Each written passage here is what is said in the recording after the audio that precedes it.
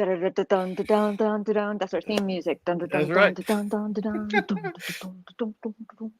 ahead, talk. I'm just Oh, playing okay. our theme music. Hello, everybody, and welcome to episode 18 of Watch What Now, the podcast, live stream, whatever you want to call it, that talks about the good, the bad, and everything else in between. And it also is my co-host, wonderful, maybe not tonight, Into the Land of Horror. And speaking of co-host, I am Eric from Hey Internet. Eric here. With me is my wonderful co-host and someone I consider a good friend.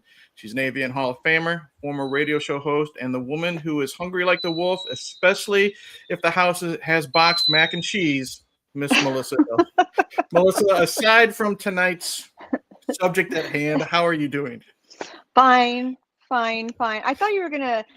I thought for sure you were gonna say something about hiding under blankets or ripping the blanket off or whatever. That's how I woke up today. It was Posey, my foster dog, literally pulling the blanket off of me because I was hiding for as long as I could, trying to avoid watching this film. No offense to those who might have submitted this as a choice into the folder. That's, you know what, that's okay. Like we always say, taste buds are different, which some people think is sweet.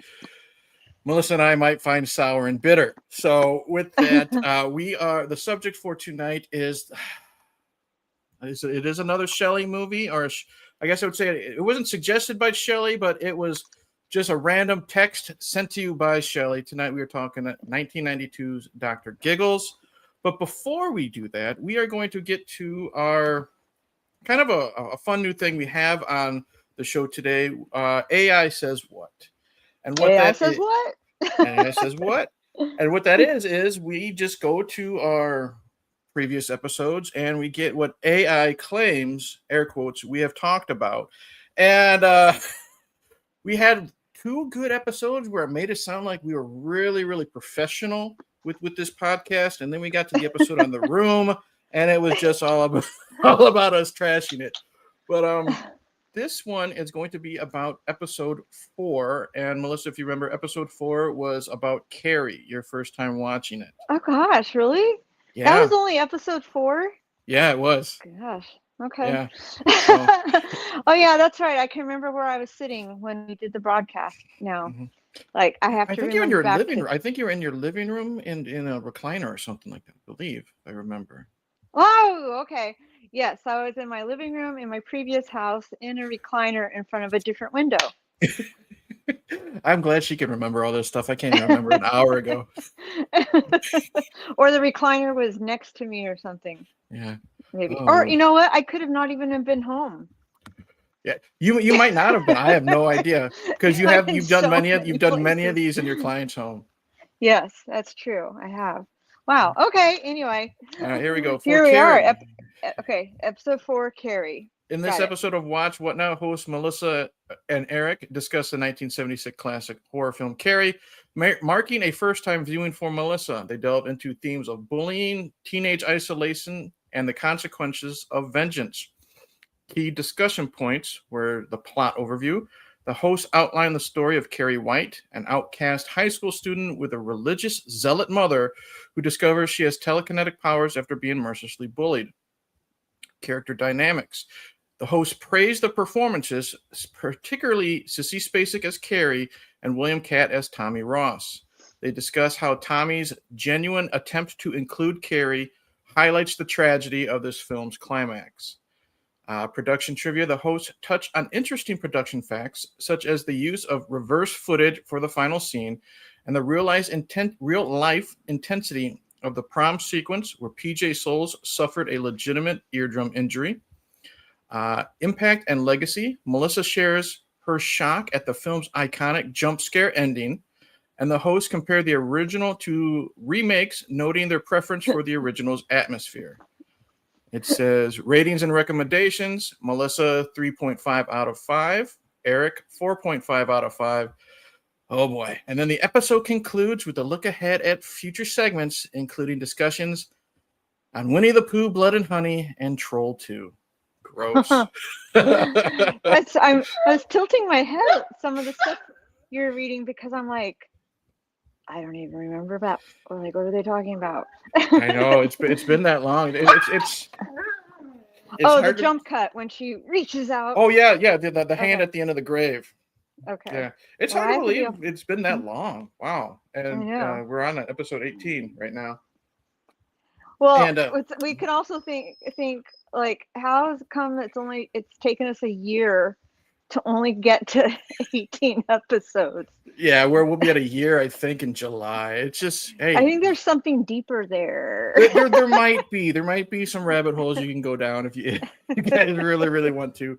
But speaking of episode 18, we are almost at episode 20, and Melissa and I have been promoting this fun way to help fans, and we actually do have fans. Pap is in the chat. Thank you, Pap. Anthony is in there.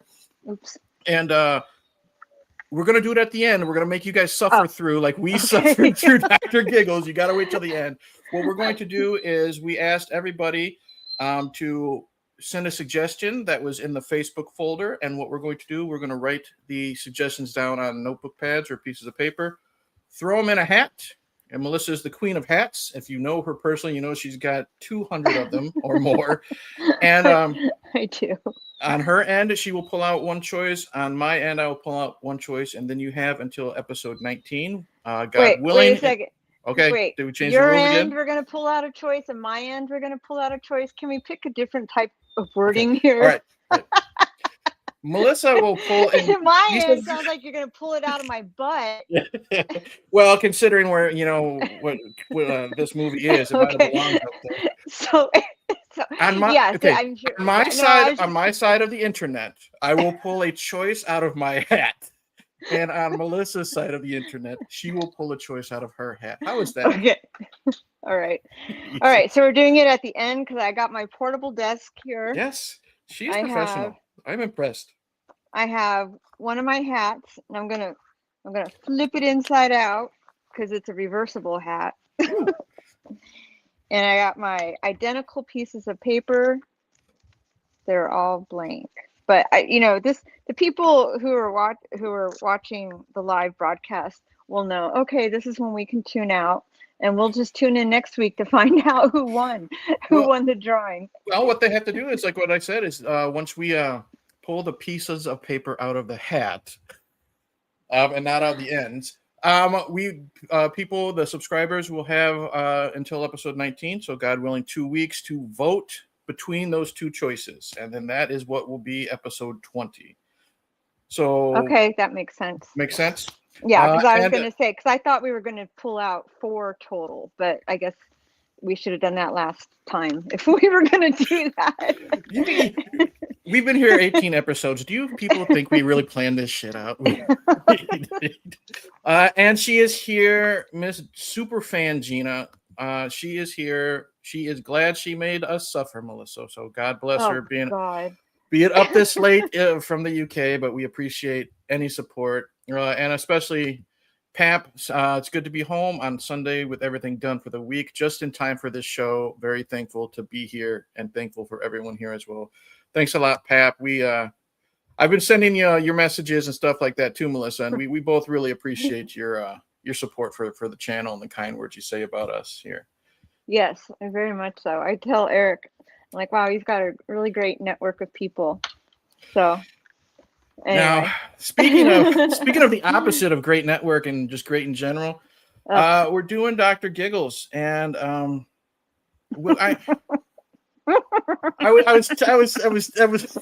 was teasing Melissa because she was about ready to start watching the film a few days ago, and I was telling her it was a sign from God because your TV broke and you had to put up. What exactly happened? You were getting ready to watch it, and the TV just literally took a crap or just died on you. The picture went out, and all I could hear was sound, and that's basically it. And then. So that was like what, Wednesday or Thursday or something, and then maybe Thursday, I don't know. And then I messed around with my television the next day, unplugged it, plugged it back in, tried to do all these things, and I could anyway, it was just driving me crazy because my Roku TV, and I've had it for like 5 years, and everything I have is like entered into it. Mhm. It's like if your computer suddenly crashes and you got, oh man, I got to remember all those passwords Yep. again, and especially if you share it with somebody else, and like some Mhm. of it is their passwords and some of it's your passwords. So I'm pretty much going to be losing HBO Max because that was a friend's password who lives in Mhm. Florida, and I'm not going to go, hey, what's your password? Exactly. Yeah.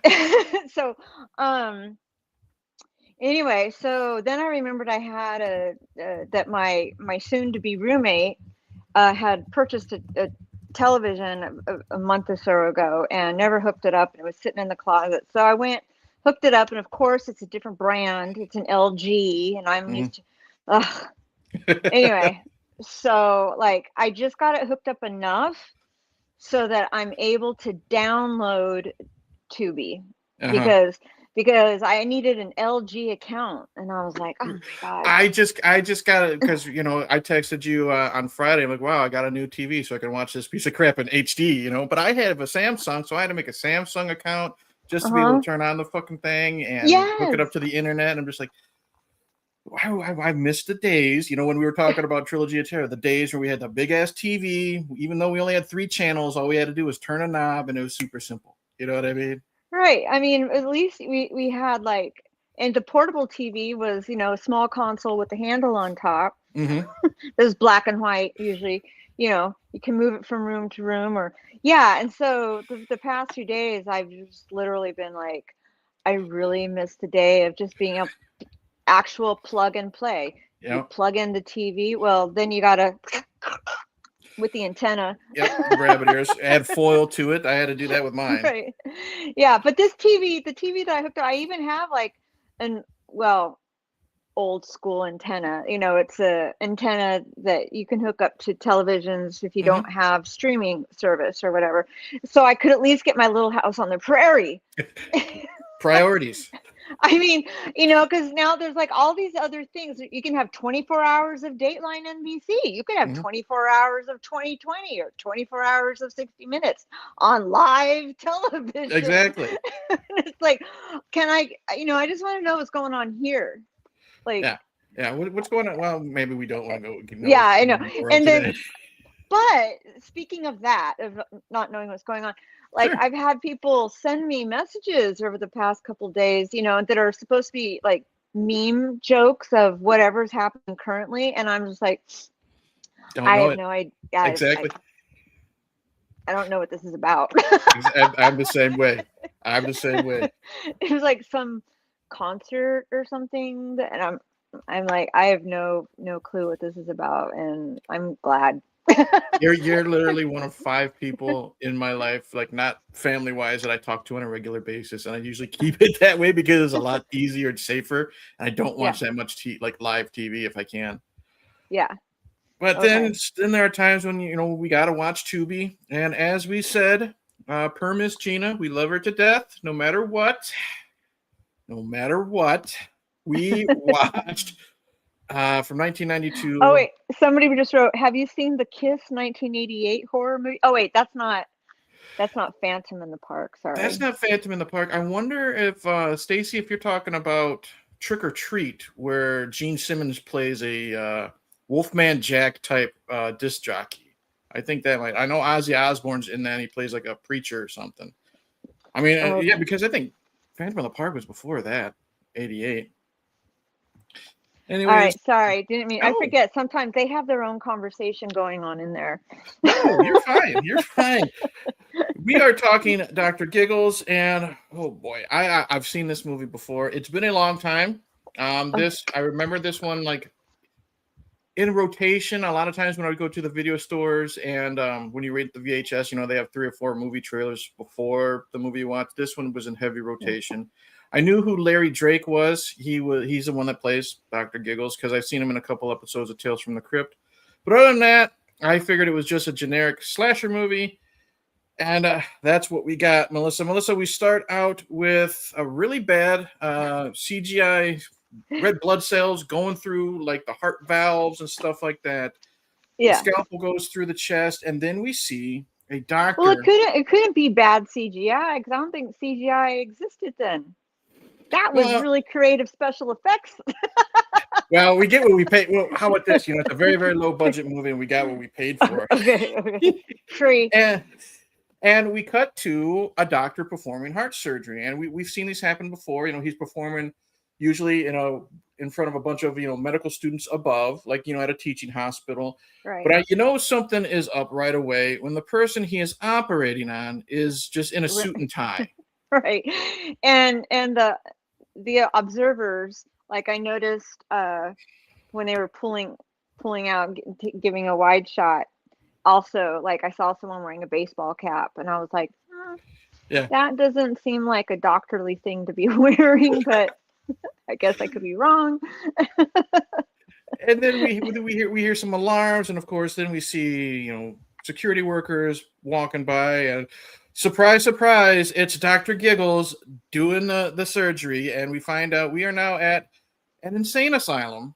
And shocking! Yeah, we've never been there before. Yeah, we've no never way. been that in the same. That's what I was like. Oh yeah, literally right here. I wrote again. See, now you're starting to learn the tropes. You're starting to learn the tropes of these horror movies. I said again, an escaped psych patient! Exclamation mark. And basically, we get a little bit of exposition. Dr. Giggles, he's a John Doe. He, basically Mensa level intelligence, blah, blah, blah. And I have this clip here because he is attacking people in the asylum to get out. And he teases a nurse. She feels like hands on her neck, caressing her shoulders. Oh, Dr. Johnson or whatever. We can't do it now. So it's that type of situation. And she turns around, and Dr. Giggles has this movie's full of fucking puns. If you haven't seen it, my God, it's like literally take a shot every time you hear a pun. You're going to be dead within 20 minutes. Right. I mean, at first I was like, oh, that's cute, or that's clever, and then towards the end I was like, oh my God, stop it! How many? Like I couldn't. I had to stop writing because we'll get to that. But out of all of the puns, because it's funny, haha. While I was watching this film tonight, in between texting you, I think I also texted my friend Shelly a couple of times because in my world, Shelly was the one that well, you already mentioned it at the beginning of the show. So I he calls me up laughing, and I was just like, really? I just hate you so much. And of course, and we're talking about him, which is exactly what he wants. Yeah, he wants of course. Us to talk about him during the show. But anyway, I told him, I said, yeah, he doesn't have an ego at all, does he? Not at all. I told him, I said, the one that I thought was kind of humorous, I guess, was the first one, and it was this one, the one where he's holding the fake hands, or I'm sorry, the dead hands, and cupping the nurse's bosom. Yep. Yeah, because that actually took me by surprise. I wasn't even realizing that, because I was still writing things down, like opens up to a surgery in an observatory, but quickly learned that he's an escaped mental patient. Yep. So I'm writing all that, and so I must not have noticed that when they panned out that there was arms missing or something. I don't know, whatever. And as Gina says, also take a shot every time he giggles, you'd be on the floor. That would have been a great idea. So basically, long story short, he's hacking up people to escape the insane asylum. He makes it look super simple. So I think those were the only 2 security guards in the entire facility. So that's kind of scary if you think about it. And then, as he escapes, we meet the star. We meet the star, and well, wait a second. Are we going to go into the detail? No, let's not. I don't care anymore. What details do you want to go into? How he escaped. I mean, well, how does he escape? He walks out and literally he cuts somebody's throat. That's like putting the ID card in, right? Right. Yeah, something with the card and the fake hand. Didn't he use the fake hand to slide the card through? He might have. He might have done that. Okay. Yeah. Oh, maybe that was Rando guy. That was the Ah, rando guy. that's right. Well, if you want to know what rando guy is, we're definitely going to talk about it because that was a big talking point about us in our text today. So that's why I was like, why does rando guy look like he's got his collar flipped up? Makes total sense now. All right. Glad we figured that one out. All right. As you were saying, we go to suddenly we're in high school. Yeah, it's the end of the school year, and we're meeting the lead character Jennifer, and you said she was on Charmed, I think. Yes. Yes, Holly Yes. Murray Combs. I never watched Charmed. I Oh, don't- she, when they showed her here, I was like, oh, she's teeny tiny. She's like itty bitty in this film, like little tiny shoulders. Mhm. I don't remember her being that tiny in Charmed. So I Yeah, guess Charmed was more of the late 90s, I I guess. think so. I think she was late Okay. '90s, early 2000s, like when all those shows like Buffy the Vampire Slayer and all those shows were coming out. Which it's something I just never got into. It's Okay. something I've told I should. That I might like it with my love of cheese, but I don't know. I kind of liked Charmed because I wanted to be a witch when I was in the 90s. So, I used to collect candles and incense, and I had a Mhm. little spell book and all that other stuff. It's all gone now. But anyway, so when I used to like to watch Charmed, of course I was more of that age. Right. So, but anyway, okay. So that's, So yes, she was the only character I think that well, it doesn't matter how long she was on Charmed, but she was one of the originals. yeah, she's the one that's not Shannon Doherty or Rose McGowan or Alyssa Milano. We'll just say that. It's the Right, yeah, easiest she's the thing. other. So we meet Jennifer, played by Holly Marie Combs, and we meet her douchebag boyfriend Max, played Yeah. by I can't think of his last name. His real name was Glenn. He played Mark on Roseanne. He was Becky's Oh, boyfriend. If you were a Roseanne fan, wasn't. um, and it's basically we're just meeting her and all of her obnoxious, awful friends, Oh and God, then they're all terrible.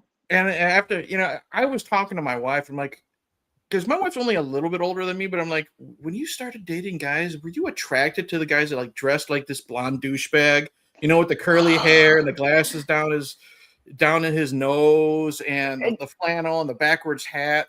I'm like, No, I. Oh, sorry. Go ahead. well, I was like, I get that was a '90s thing, but I never did that. But I'm like, was that like an attractive thing to women? And my wife's is like, no, he looks like a fucking douchebag. So, Yeah, I also, while watching this film, was looking at that guy. What was his name? Stu. Stu, I was looking at him, and I was thinking, I was trying really hard to go, what's this attractive to me? Like, would I be willing to sneak this kid into my house or whose ever house it was in? mhm, Later when yeah. uh, he gives his girlfriend his mom's lingerie. Jesus, we're gonna talk about that bullshit, that whole fucking scene. Jesus. but yeah, I was wondering about it, and I really couldn't like those that type of guy. I think I would see writing, trying to do tricks with a skateboard Mhm. on some stairs somewhere out in public. Yeah, But or hacky sack or something like that is what was big in yeah, my school. Yeah, yeah. But they probably smelt like weed. smells that I wasn't really fond of back then. Yeah, Yeah, too much weed. yeah. So, like I said, we meet Anyway. Jennifer, her douchebag boyfriend, and his douchebag friends, and we cut to her in the doctor's office, and we find out she has a heart condition, excuse me. And I don't know if it just beats out of rhythm or something like that. And it's like this ongoing thing. She now has to wear a heart monitor just to keep track. There's a lot of jump cuts. Like we cut to this, and then we'll cut to Jennifer for like 2 minutes, and then we quickly cut to Dr. Giggles going home. And it's just like this old decrepit house. And he's down in the basement, and he is like busting open the wall, and he finds I'm assuming his dad's old office at the time, and Right. then we Yeah, get go ahead. that's why I said I go. Well, first I wrote Holly Marie Combs. Jen is a high school student with a horny boyfriend. Yeah, of course. Surprise! I Yeah. put in parentheses. She has a heart condition. And then creepy Victorian house. Dr. Hmm. Giggles is inside, breaking through walls of what was a doctor's office. So I Hmm. didn't realize that at first that was where they lived, and he also practiced. But Right. my other impression was, do they live in the forest? Like it just seemed like the angle that they shot her from first, like it just was just trees. There was no sidewalk, no nothing. And then she passes this old creepy house, and I was Hmm. like, okay, I could see kids around here walking to school, but or walking home through wooded areas, but no, they all take the school bus. Yeah. Like I don't see kids walking around here unless it's to or from the school bus, or they're riding their bikes afterwards. And then I wrote oops. Yeah, that was it. Sorry, That's rambling. it's Oh, okay. yeah. Oh, yeah. And then all of a sudden, like the neighbor comes out with her dog, Yeah. and suddenly there's a sidewalk and a neighborhood. And I was like, all right. Yeah. You could. It definitely looked like that. The Giggles household, I guess you would say. It was definitely like on a different part of town because Right. they look like they live in regular suburbia, and then you have this Uh, house like sticking out like a sore thumb. You don't see the houses next to it, and like you said, it looks like it's a giant forest behind it. So uh-huh. it's just one of those weird things. And then as Giggles is busting open the wall, like we said, we find the office. We have a little bit of a flashback, and I literally wrote, "Little Giggles is doing surgery on a teddy bear." And we can tell he's a little unstable. His dad, we find out his dad was a doctor. This little boy, his Hmm. dad was a doctor because he's looking at like an old photograph, I think, of him and his family. His Yeah. dad walks in, he's seen that, little Giggles is like he's doing surgery, he's pulling the stuffing out of the stomach of the teddy bears. They have a little huggy moment and then they go on their merry way. But then, of course, to air quotes, to build up tension, we see that Dr. Giggles has sewn up all the bellies of all the teddy bears because that is how we are going to bring tension into this movie, Melissa. The It's so movie, cute. He just wanted to be a doctor when he grows up. well, well, when we get to it, he's not so cute later, according to our Oh, text oh, message. Don't worry, I could not find, even though I looked, I could not find a picture of that. So you are looked out there. oh, So then wow. we have Jen's friends are all like Jen and Max are not there, but the rest of the group of douches are walking into the Giggles mansion, I guess we'll call it, and they're telling the story of Dr. Giggles' father, how he did unnecessary surgeries, blah blah blah, and then he was killed by mob justice. He was dragged out of the house and he was stoned to death, but they never found.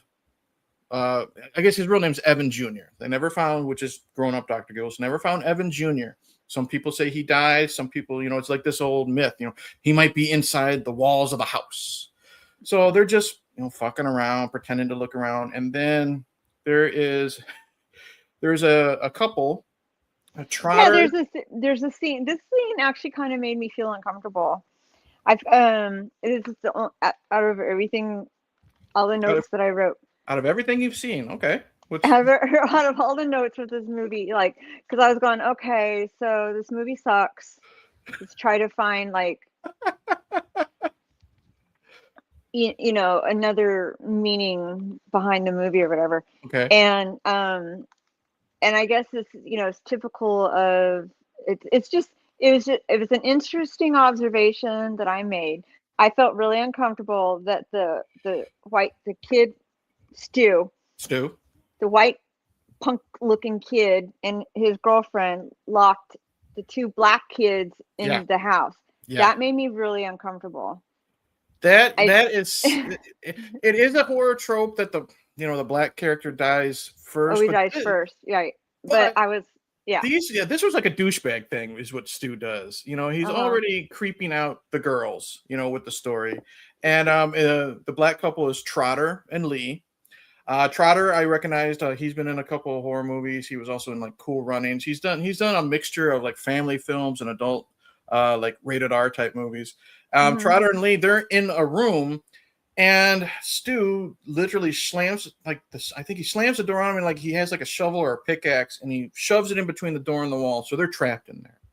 And then, Right. like an asshole, I gotta go get laid with my girl. He leaves them all night Yeah. because they never, spoilers, they never find out that Trotter and Lee are killed. You know what I mean? They literally just leave them in the room.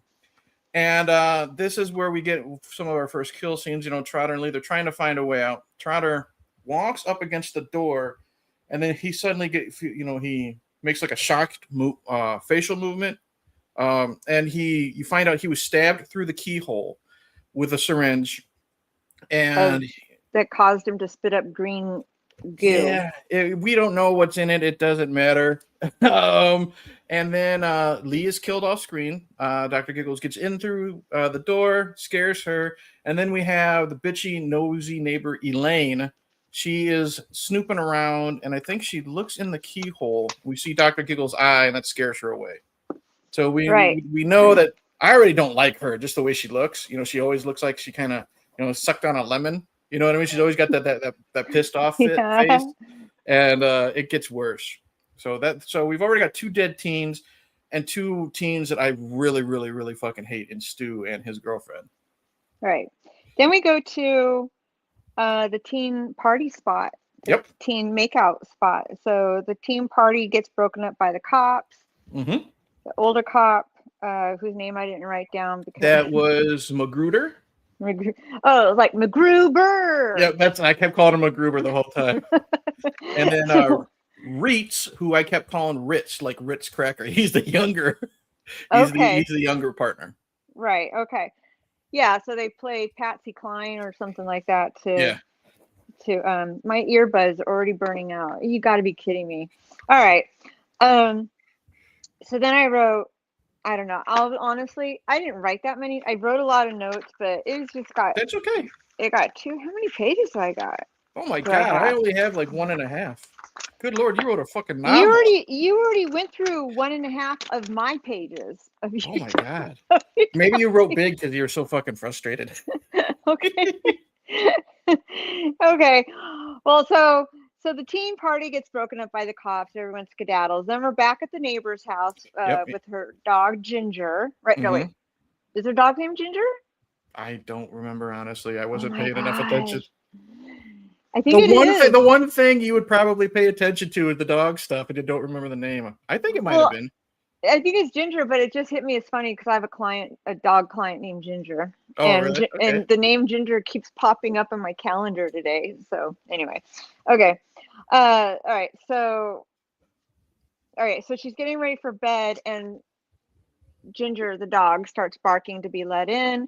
And strangely enough, the neighbor lady doesn't even realize that the color of her capsule had been replaced. So originally she sat it down and it was a red capsule. She went to check on her dog. She comes back and now it's a green capsule and she doesn't notice the change in color. And then insanity ensues. She takes the green capsule. There's Dr. Giggles. And then he's doing open your mouth, say blah, blah, blah.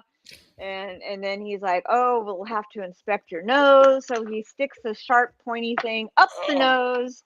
And that's when my hand was doing this. Yeah. And you didn't miss anything. There's no blood. This is for a slasher movie. This is surprising. I'm not going to say it's bloodless because once we get to the finale with the hearts and all that stuff, there's a lot of blood. But a lot of these kills are either off screen, someone stabbed with a needle, or it's something like this. Just wait till we get to the fucking House of Mirrors.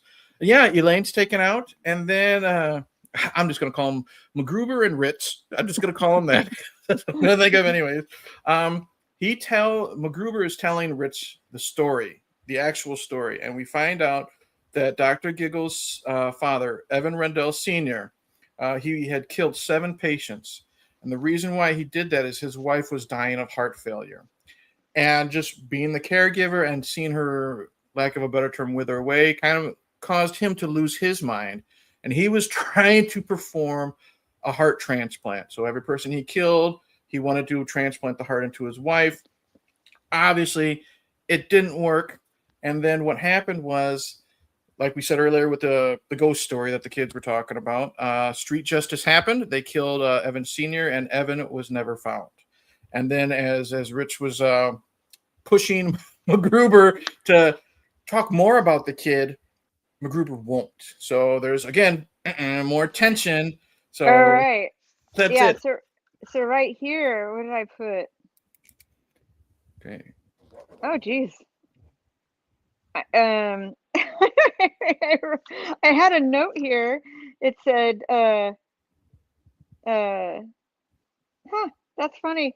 I wrote something about me thinks that the older cop has something to do with the kid vanishing. I Well, wrote that somewhere, but can't find it.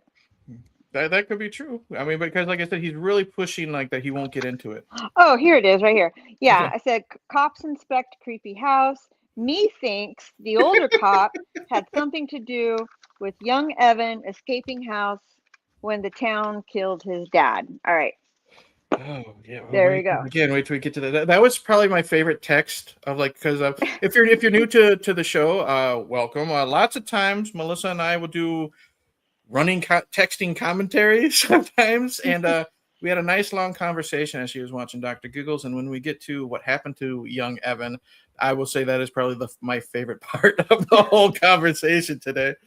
So we now cut to a carnival, and as Melissa says, there's just a carnival in everybody's backyard in that town. Because like, well, I mean, first off, I thought the name of the town was the name of their high school, so Yeah, it's I like was like, Morehouse or something. I think like Moorehigh. Moorehigh. Okay. Yeah. So I was like, so in my notes, I wrote that Evan has vowed to avenge his father's death by killing students from the high school. That's what I wrote because it was more high. And then later I learned, I was like, oh, that's the name of the town. Okay. So anyway, so then Panda, what are you doing? She's trying to dig a hole to China or something through the Well, through the carpet. she stopped you from taking notes earlier today. Maybe she doesn't want to hear about the movie discussion. So Right. Yeah. Usually she's not in here, but she's right at my feet or mhm. where my feet should be because of the previous thunder and lightning storm that we had. Yeah. So, um, okay. So then I go, la, la, la, la, la. Oh, so I'm now at Diane and Stu. Oh, okay. Oh yeah, yeah. Yeah. Right before So that, they're, so they're, okay. So yeah, it seemed like, well, we'll get to the part where I'm just like, what is this in their fucking high school? I mean, their backyard. So my next thing I have is Diane and Stu. okay. So I have so the something a little bit before Diane and Stu. okay, go ahead. This Go is ahead. where, well, I mean, it's nothing really important. This is where Jen and Max have their little fight. He wants to get drunk. She says, I might need heart surgery. I can't do that. I Oh, want to right, just right, have right, fun, right. not getting, can we just have fun without you not drinking? It's basically her way of saying Max is a piece of shit. He's a bad boyfriend. She's nervous about the surgery, and that's how her mom died. Her mom died through heart surgery. And again, Max doesn't care. She walks off to be alone, and then she throws her heart monitor in the fish tank when she gets home. And then Max is out trying to, like, he gets you like a big stuffed pig or something like that to try to, warm her over. And that's when he meets the two hoes. And then we don't see him for a while. And then now we're with Stu and I must now have we're been with Stu dealing and with Diane. yeah, I must have been dealing with there was like dog chaos happening around me and I was like, well, whatever I'm missing, I'm sure Eric wrote down. So Well, I appreciate that. because I do remember them being at the fair. I don't remember the stuffed pig part. That's okay. That's okay. Now we're with Stu and Diane. Stu and Diane. Diane's good. So, all Oh right. boy. So, Stu, douchebag Stu. Yeah. Sorry. That look when I see him, I smell cigarettes. Yeah. You could just and you can smell with the weed through the TV screen every time and he's on. sweat from being Yeah. outside all day practicing on that stupid skateboard. When he's prepping to get ready for sex, you do see him smell his armpit, so he stinks. But keep going, Melissa. Right. Okay. So they go into his house. Mm-hmm. I'm guessing it's one of their houses. I can't remember, but there's a kid brother playing downstairs too. I'm sorry. Like I was like the kid looked like he had Down syndrome. Like he was just he was in another world. I think yeah, that kid was like because so he was so zombied out because he was ha ha ha, I was playing Dr. Mario, huh? He. But he was just like all zoned into the TV. He's just I was wondering, I was like, how did they get the kid to look like that? To yeah, he like was really, just so zoned he was out. so into it. Yeah. Anyway, so yeah, so the kid was totally zoned out playing the video games, and then the teenagers sneak up the stairs, and then Stu gets into like, "Ooh, we're gonna sneak upstairs," kind of thing. Anyway, so they're in, I guess, his room.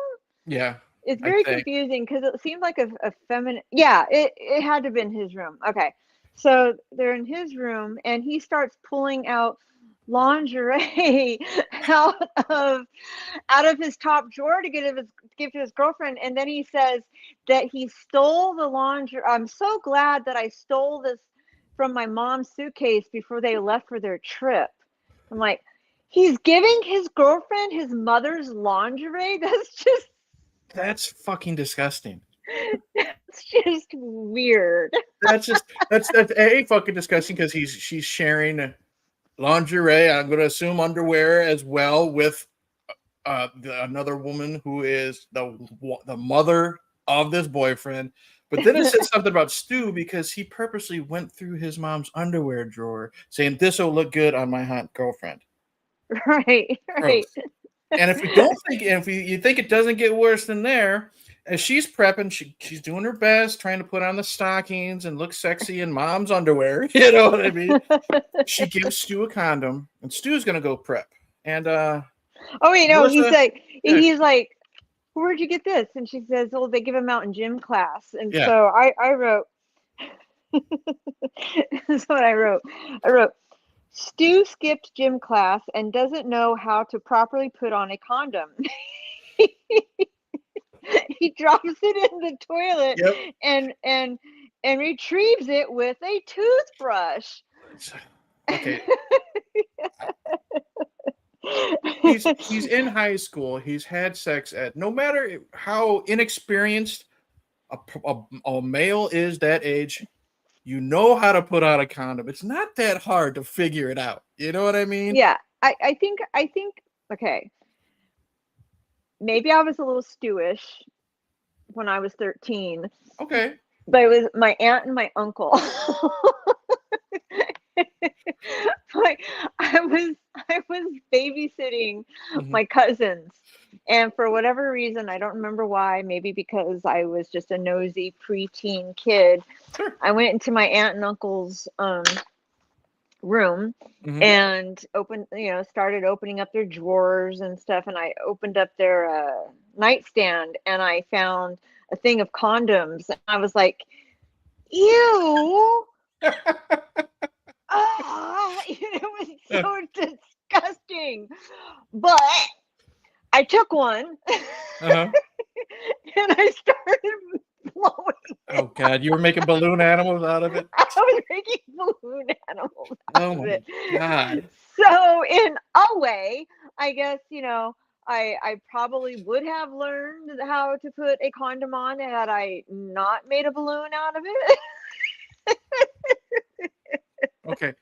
Well, let's take that naivete out of the picture. That notwithstanding, if you accidentally drop something in the toilet, you know not to use a toothbrush Oh, to and then he puts scoop it it out. back. Yeah, And he then he puts the puts toothbrush back. it. It's probably his little brother's his little brother's toothbrush, and he Right. lifts it up and he sees, there's holes in it, because the toilet water is coming through.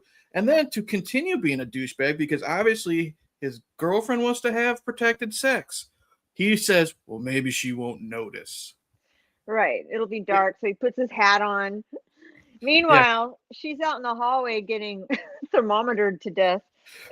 Oh, Jesus Christ. Like, I get it. It's supposed to be all doctor stuff, but she's out there looking around, trying to look as sexy as she can in mom's lingerie. And I think Dr. Giggles just pops up and he Well, says he some must have pun. obviously oh, you're gonna catch a cold wearing that or something like that. Yeah, that's what it was. He turned down the thermostat, so she will go out there and turn up the heat. Yeah, so that's how I remember it was the boy's house, not her house, because she's like, what do these people sleep like Eskimos? Yeah. That's what live like Eskimos, something like that.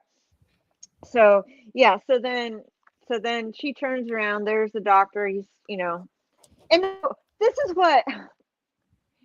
So he tells her, "Be quiet, don't scream," and he opens. So he says, "Open your mouth," and she opens her mouth.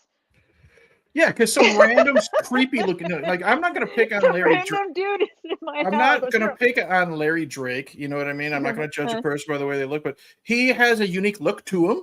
You know what I mean? He's got a big head, big gigantic eyes. If some stranger who looks like Larry Drake tells you to open your mouth, why aren't you running in the opposite direction? Exactly. Exactly. So he takes it's like this old school thermometer, at least put up a struggle. Yeah. Or yell for your boyfriend. You right. know what I mean? He's just he already told her. He already told her not to yell. Oh, for fuck's sake. Okay, doctor's orders. Okay, sure. Right. Yeah. But when he says, open your mouth, lift up your tongue, and she does it, it's like, oh, she deserved to get killed. Yeah, and it's like this old school, the glass thermometer with the mercury, but it has a point at it, and then just he crams it in her throat. Don't see that much blood, and then we get to come to see Stu. He's sneaking in. He's shirtless, takes off his pants, and he slides under the covers. Because he wants to be he wants to be all sexy for his girlfriend. And as he's getting closer and closer, this must be the biggest fucking bed in the world, because he climbs for quite some time until he sees, who's it going to be? Dr. Giggles. He sees a large man wearing a white jacket when he's expecting a tiny girl in black lingerie. Yeah. And then Giggles says something like, I hope you brought protection. And Stu should have said, no, I'm sorry, it's still in the toilet.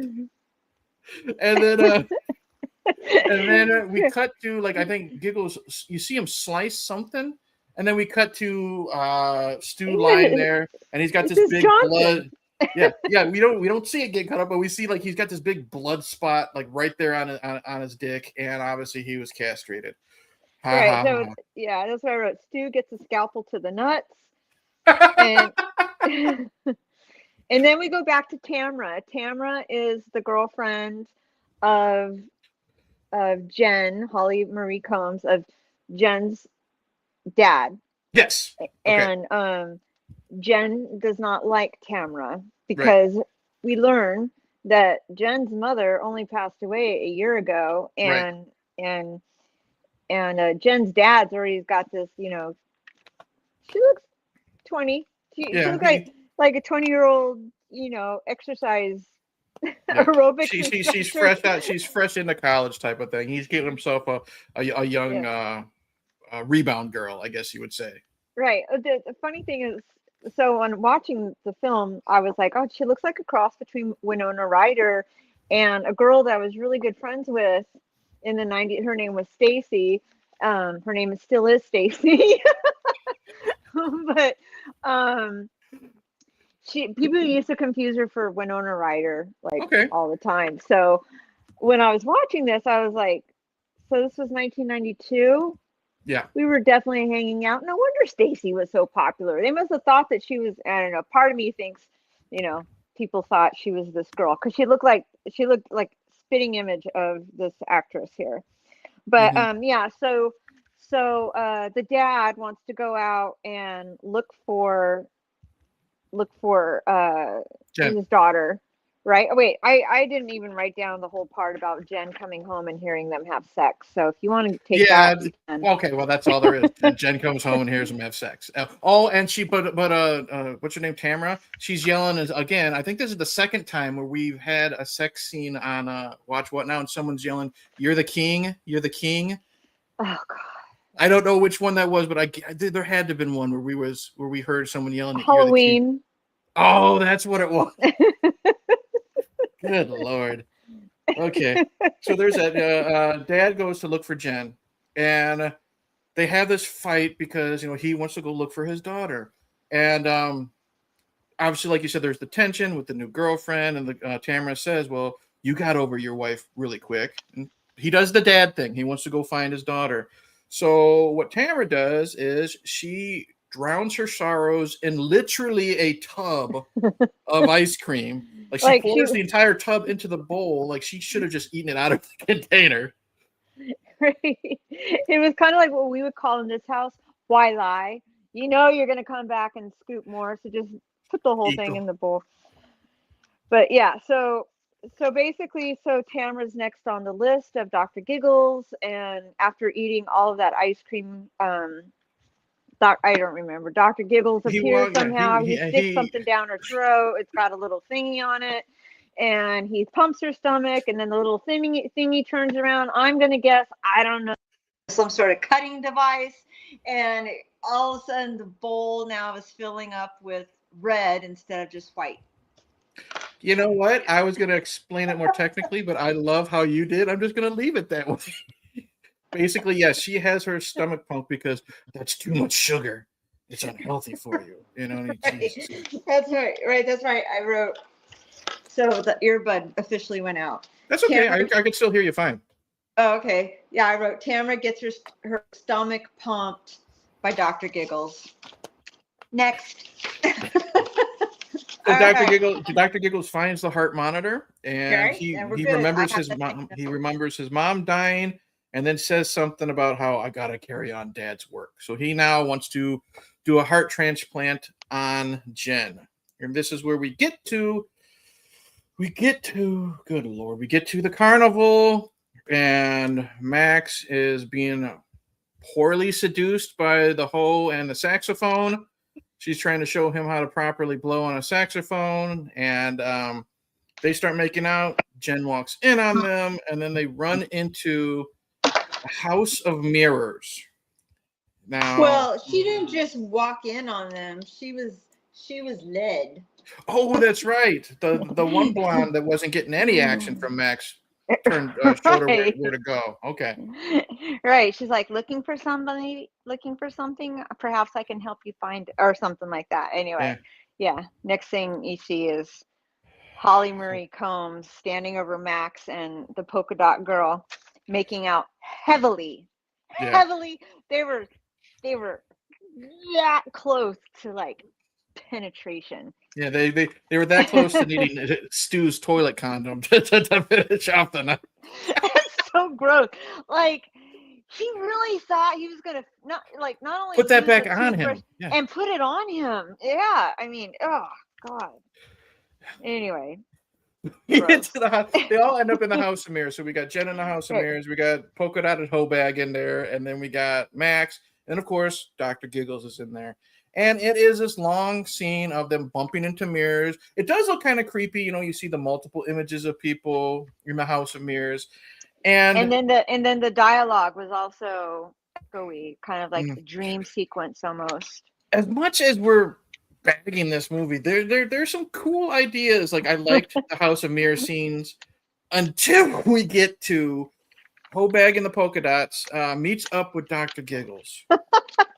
And Melissa, I'm going to put an image on the screen right now, and if you could explain to the people watching what is going on in this image here. So basically, Holly Marie Combs is in the House of Mirrors, and one of the little things turns around, and this chick is stuck to it, and that is a very large Band-Aid that is going over her mouth, and I thought it. What did she? It was like He said, "Don't worry, it's ouchless," is what he told the Hobag before he killed her. But I don't know. Did we see him kill her on screen? I don't remember. No, I didn't think so. I don't think so. No, like the last thing we saw of her was she was running through the she was running through the House of Mirrors because she saw Max, Mm-hmm. and then she ended up bumping into a clear wall, and then Yeah. made a funny noise. That's what it was. That's what it Yeah, was. and then she's dead. Yeah, because she had like broke her nose or something like that. But okay, here's the thing, Melissa. We understand you're starting to learn after 18 episodes. Sometimes you got to suspend disbelief. Like we Yeah. know a lot of these kills are going to be over the top. We just had, the stomach pumping ice cream scene. We understand, like we can kind of see why Dr. Giggles would have all these old timey type of instruments. Uh-huh. Where the fuck and why the fuck would someone need a Band-Aid that big? That big. Exactly. Like, is he also like a veterinarian and going to zoos and taking care of elephants or something like Well, that? I don't know, but if you notice, like his instruments are pretty large. Oh, we're gonna get to that when we get to the final scene, the final confrontation. But yeah, I'm just like, I get it. They're trying for comedic effect, with the whole, open your mouth, and he kills her with the thermometer and looks up her nose and smashes. But this was like this was worse than eye rolling moment. This was like, okay, if this was in the When did he? beginning of the movie and it wasn't really for a show or for a request, it would have been like, Right, like when did he have time to make that? why would he need And it that big? That's the thing. I mean, I get it when we see the just instrument, for a moment, just like this, of course. when You we gotta when we you gotta see plan like for the unexpected. we know he's insane. When we see the instruments at the end of the movie, that he pulls out and puts on the operating table, we understand a guy who's that cuckoo for Cocoa Puffs is gonna have those type of scary medieval type instruments. And so you got all that scary stuff, and you got a big fucking Band-Aid that goes over someone's face. So whatever. Yeah. I'm Yeah. reading the chat. Somebody wrote, "You gotta wear your suspenders." Yeah. Thanks, Pap. Yeah. Also suspend disbelief. Eric in this Band-Aid scene. Thank you. And then but Barb but is I here. Barb is here for the Talking Heads. She loves a polka dotted hoe bag. So thank you, Barb. Hope you're I just feeling better. called her. I called her polka dotted slut. I think your words are much more kinder than mine. I'm learning. I have to work on that. Oh no, you can be as mean as you want, my dear friend. Okay, so I'm looking at my tablet with the giant Band-Aid on it. That was a really big Band-Aid. like I said, it's like for a fucking elephant or a buffalo or something. So I have let's see here. So House of Mirrors, Hobag killed by Band-Aid, Jen escapes, and then she finds All MacGruber right, and Ritz. Corrine is her name. Corrine gets killed by giant Band-Aid because it doesn't Jesus. even really show how she died. No, She's it just doesn't. stuck there with the Band-Aid. Did she suffocate from the I, Band-Aid? Like, sure. You know, sure, we'll believe that. Uh, uh, okay, yes, it's yeah. yes, Melissa does get very spicy sometimes. So, Okay. All right. So then I wrote. Okay. So now the chase ensues from the mirrored House of Mirrors, mhm. and Jen Holly Marie Combs, spills out the back entrance. Now, mind you, that this is also okay. So this is also after she's already discovered the boyfriend kissing the other woman and all this other stuff. Mhm. Okay, so and mind you, she's got a heart condition this whole Correct. time. Yep. so so it's like, is she gonna pass out now? Like, when is she gonna pass out? Because this is a lot of excitement for a girl who has a heart condition and is wearing, supposed to be wearing a heart monitor. Anyway, Mhm. so she pours out the back door of the fun house, and then suddenly, as she rolls down a ravine, Giggles chases her, and then suddenly they're on their street. And so that's when I text you. I was like, so like, does everyone have a fair in their backyard or something? Like, Okay. Yeah. how how is the fair like that close? I mean, okay. All right. So suddenly they're on the street where she lives, and Mhm. she bumps into the cops, Yep.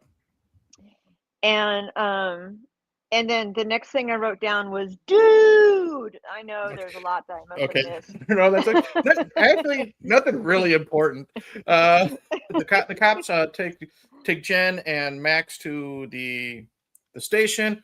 They won't believe they don't believe that it could be possibly Dr. Giggles as Evan Jr. You know what I mean? Max is starting to put two and two together, but they're not saying, oh, well, it's got to be impossible. This is just two kids, causing trouble type of bullshit. I mean, seriously, I thought that there was a cover up at the cop shop because every time they bring up the fact that it could have been this kid, this kid now grown up, they're like, Hmm. ah, you've been eating too many donuts or whatever stupid But comments yeah, they you've been make. drinking. It's that pot that's killing you, that type of thing. Right, maybe not enough donuts, Yeah, but and yeah. So they're at the station, and then the Jen's doctor shows up. He wants to take her to his office to monitor her heart situation, and this is where Reach finally confronts Magruder about what happened. MacGruber. This is where Rich Cracker finally confronts MacGruber about little Evan Jr. And this is what happened. This is what became my favorite part of our texting commentary. Miss Melissa Hill, would you like to tell our audience, how did little Evan Jr. in this flashback get out of the house while the mob was killing his father? And I want to make note, as I texted you, this, of course, there's like those ongoing memes, like when you're young, when you're watching an action movie, like for Terminator, for instance, you're watching Terminator and it's a picture of the Terminator killing people, but then the next meme is when your mom walks in and it's the sex scene. You know what I mean? Or stuff like that. This is what I was watching Dr. Giggles. And when this scene that Melissa is going to describe, that's when my daughter decides to come in the living room and make herself lunch. Please explain, Melissa.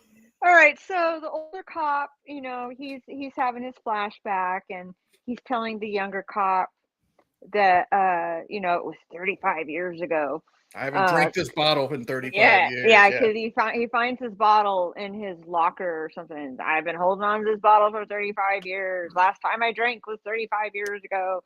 And so he explains that the night that the senior doctor had killed, or after they had caught him, or after the town had done mob justice on him, and then they found the 7 victims, who they were his patients that they had removed the hearts from.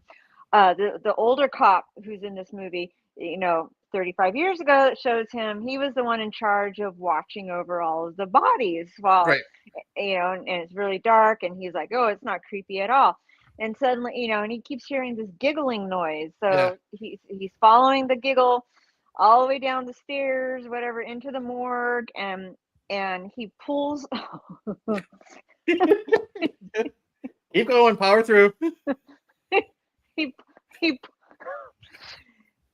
pulls the sheet off of the mother, the mother's dead body, and suddenly I felt like I was in an alien movie. Suddenly you see little tiny hands trying to punch their way out of the stomach, and then a knife comes out, and the little tiny hand slices open the mom's stomach, and the kid pops out fully grown.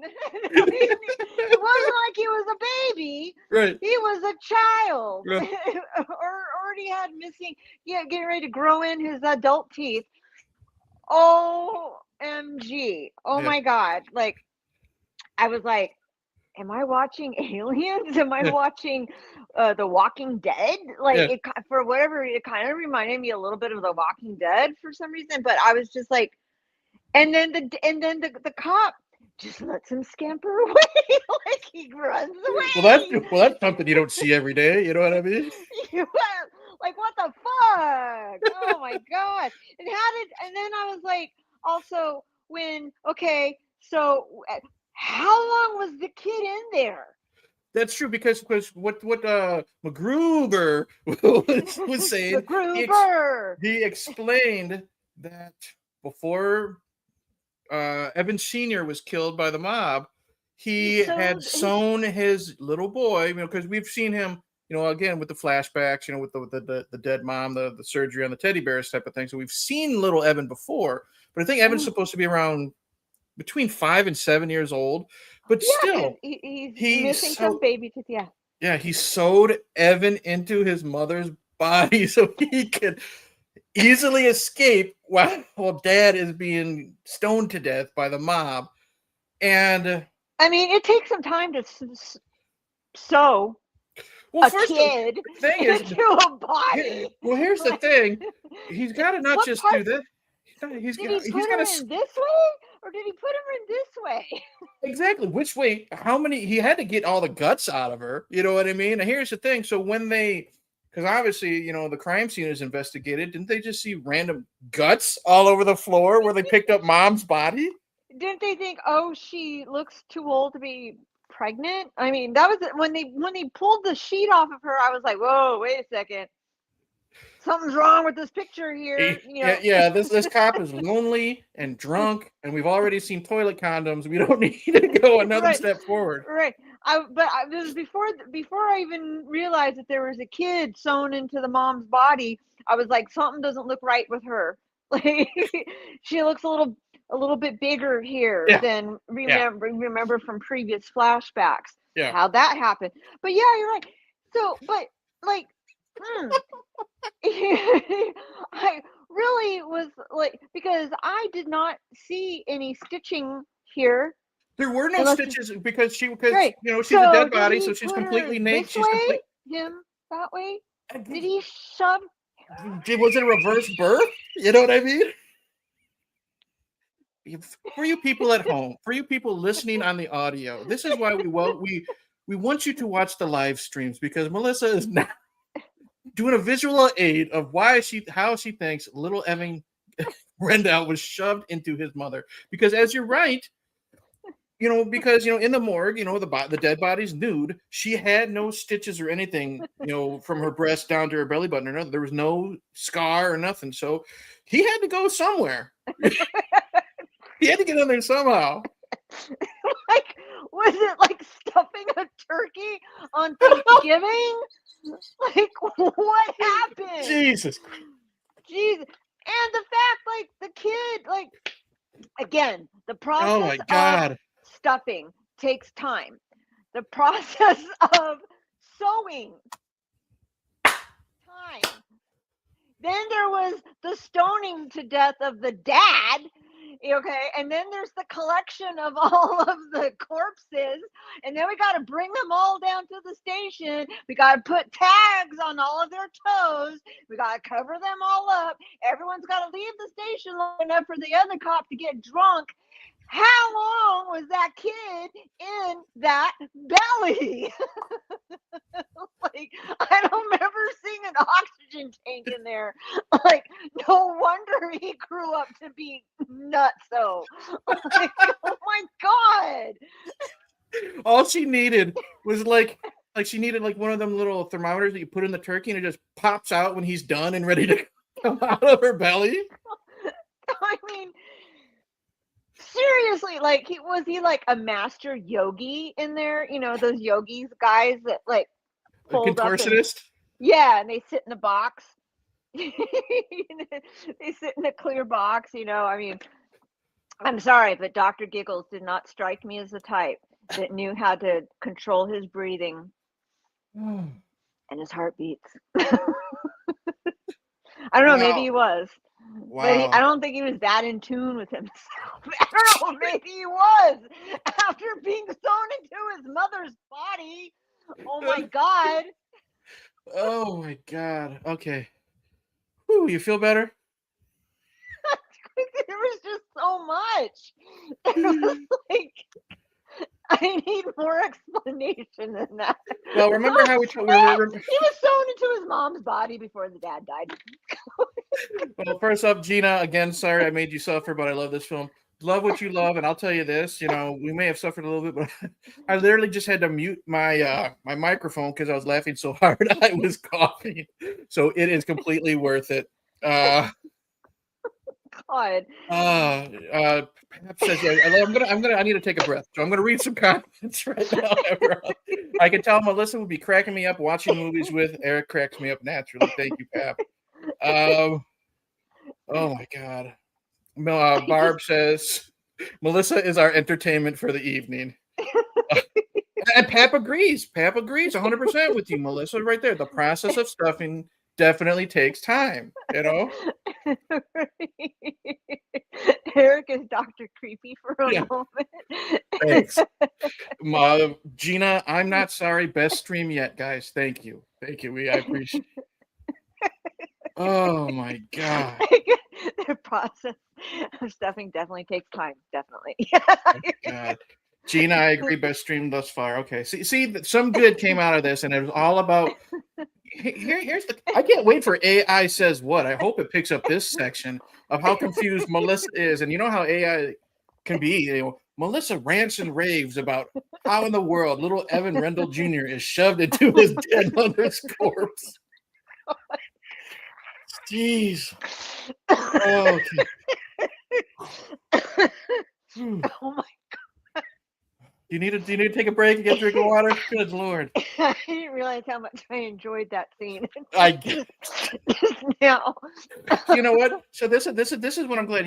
You are starting. We're going to now call them suspenders. That is now going to be trademarked by Watch What Now. You got to wear your suspenders with a lot of these films. To suspend disbelief. I think this is the time while Melissa was watching Dr. Giggles.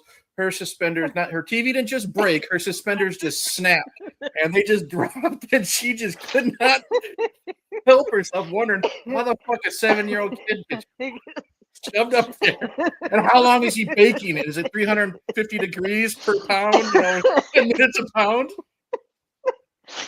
Oh my God. Son of a bitch. All right, compose ourselves. I mean, I started thinking, well, maybe this is just like a big flap of skin that was taken from somebody else, but still, there would still be stitch marks that would go around this way. Exactly. There, she was seriously the woman literally was naked. We saw a little bit of crotch. We saw breasts. We saw belly button. There's no marks on her naked body anywhere. So he had 2 ways to go in that body. Oh, and one way is meant to stretch, but not for 7-year-olds.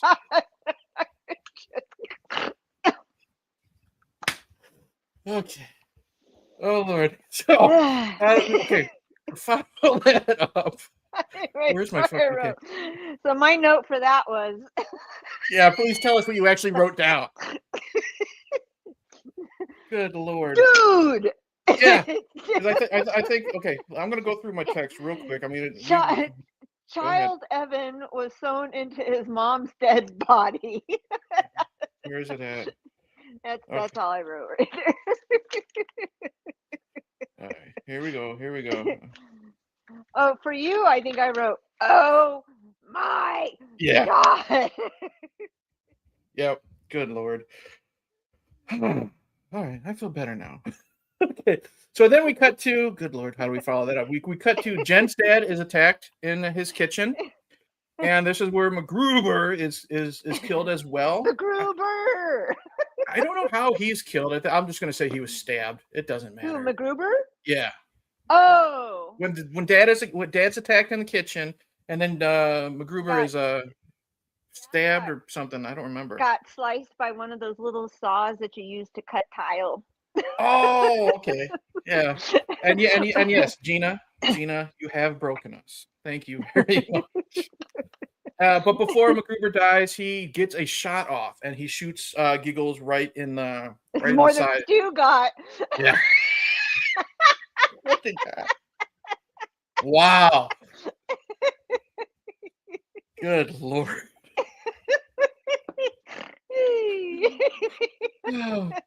We still got a couple more stupid deaths and scenes to talk about. God bless you, Gina. I love you to death. I thank you for this because I've needed this much fun. So Giggles is shot in the gut, and then we see him back at home operating on himself. And after he I kind of felt bad for him at this point. What? After all this? I was like, well, shit, if I've been sewn into my mom's dead stomach, fuck. I'd probably laugh inappropriately at everything as well. I'm just trying to help this family. The girl's got a heart defect and the guy shoots me. What the hell? Like, I just kept thinking, okay, so this guy laughs inappropriately. He should be, feeling other emotions. And he just doesn't know how to express himself properly. Well, being somehow shoved into your mom's, body, organs or not, that'll do something to a person. You're gonna have some PTSD. That way.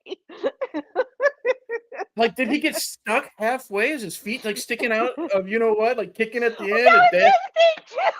And Dad had to let's just let's not be too graphic, for YouTube, but we think we know where little Evan's going, so Dad's shoving him there, and Mom I'm just picturing like his little legs kicking out, and Dad's got to walk back, and he's got to get like a football stance and like charge to shove him up there. Oh my god! I might as well take the fucking suspenders off too. You know what I mean? Because when the kid, when he comes out of the belly, he goes, "Ah!" That's him trying to breathe. That's what I'm saying. How did he breathe? Like, was he? Did he like use his mom's nostrils somehow to breathe? Oh, ooh! He's sucking air out of. Breathe the other way.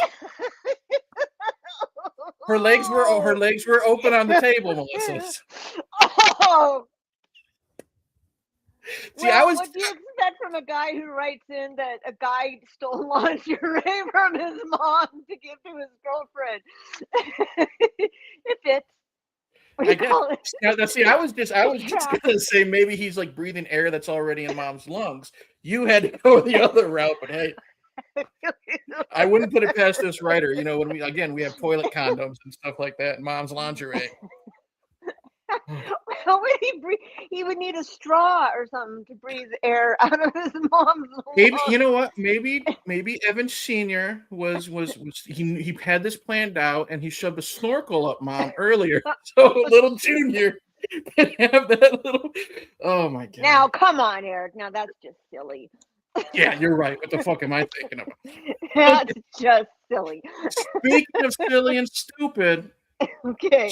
Jen is with her doctor, and Dr. Giggles shows up, and he's got his little reflex hammer, and he literally gets in a sword fight with Jen's doctor. I think that he's just got a pipe or something, some type of lightsaber battle. And what happens is doctor gets defeated from the sword fight or whatever. So Dr. Giggles takes out that blood pressure clamp, or what is, you wrap around your arm to check your blood pressure. That thing. And he does that so much that the doctor literally gets blood pressured to death all around his face. The same person. That he looks like he just came out of his mom's belly. You know what I mean? Gross. That was another. There was a few death scenes where I was like, ew. Yeah. That was one of them. Yeah. That was definitely one of them. So he kills the doctor. Jen's kidnapped, and Jen is now on an operating table in the very, very large basement, which we will talk about in the Evan Randall household. And Wait a second. I have some notes. Oh, you have notes now. I love. So Jen's way of dealing with this whole thing, watching the doctor who's trying to save her life and the doctor who's trying to kill her, battle it out, is to sit there in the corner and go, "This isn't happening. This isn't happening." And I'm like, "Oh, really?" The writers clearly ran out of imagination at this point. Well, we're just gonna leave her in the room.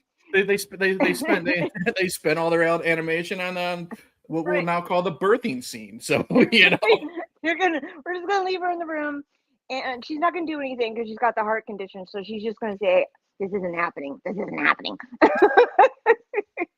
Which reminds me of what I used to say when I first came to LA around 1992, and it was sweltering hot, and my friend Stacy and I would stand there and go, "I am a popsicle. I am in Antarctica."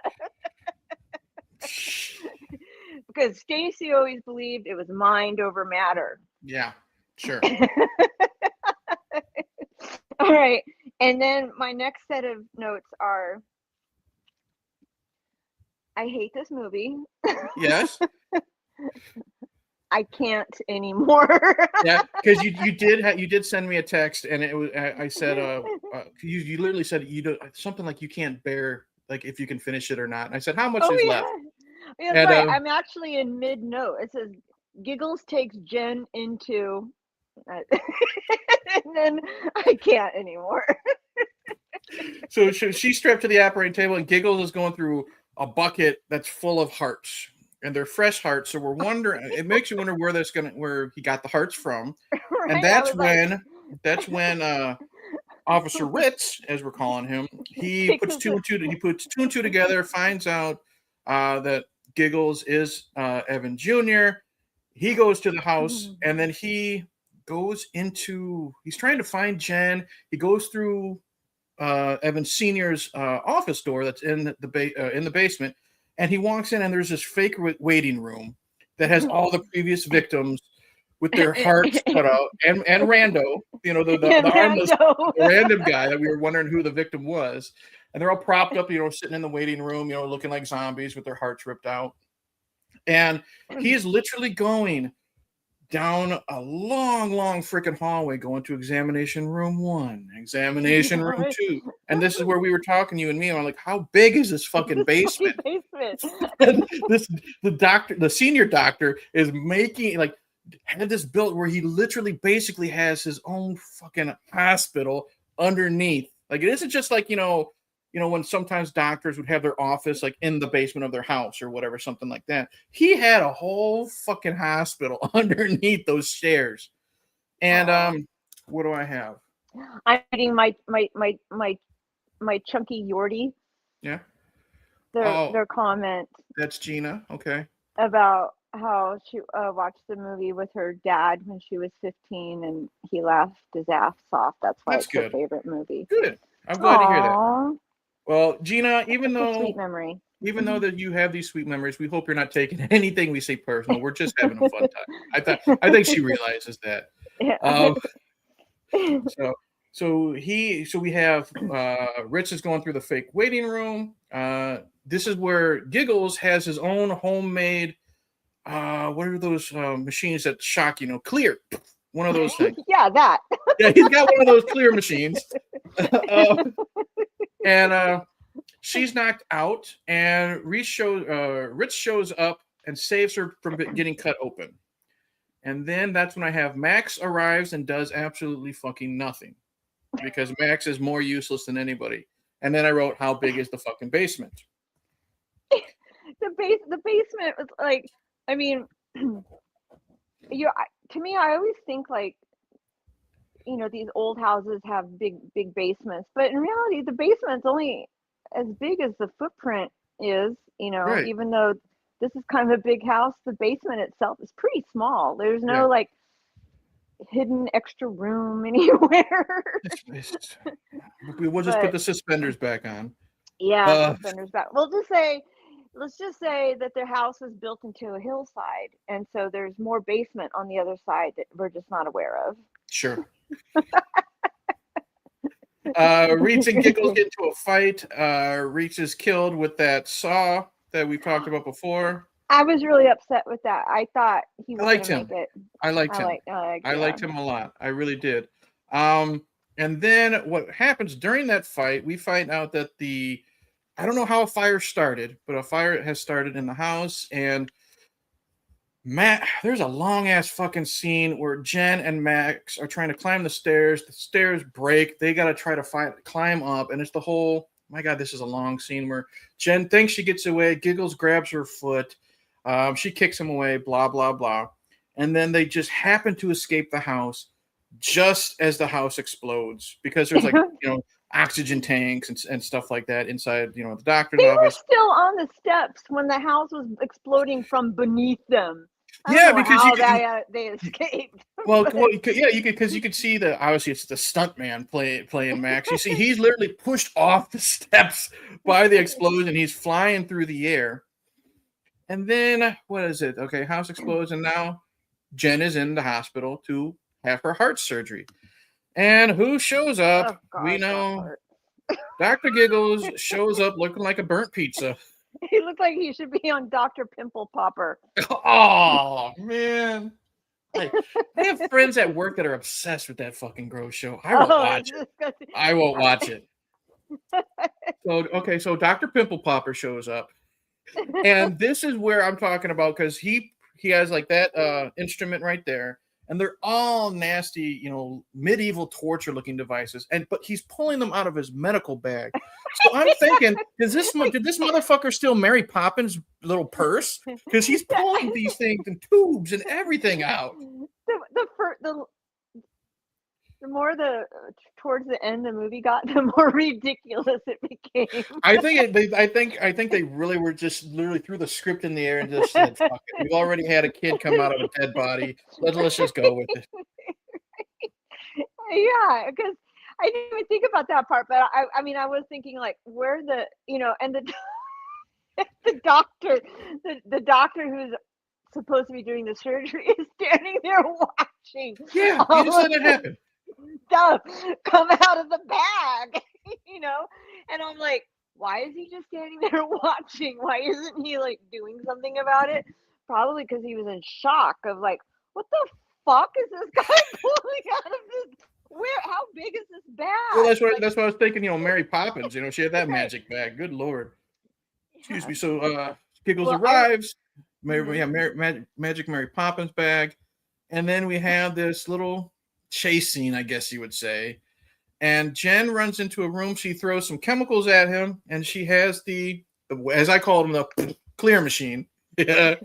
And she throws it. She puts it on the ground, hits the buttons, and Dr. Giggles. Oh Jesus! Dr. Giggles is electrified like that, and it still doesn't kill him.